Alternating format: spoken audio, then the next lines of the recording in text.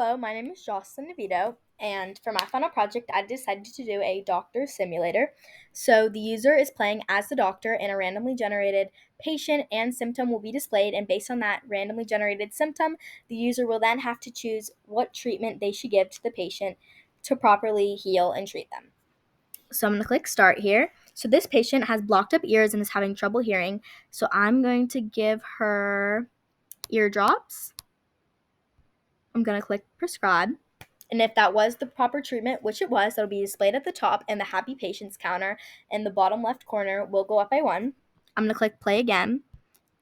So this patient broke his leg while sledding. Say I decided to give him the wrong treatment. Say I gave him anxiety medicine.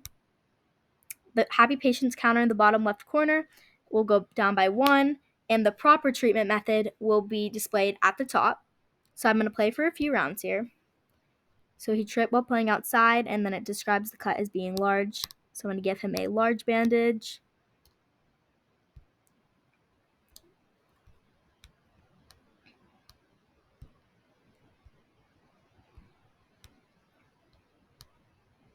And now say I gave the wrong treatment again.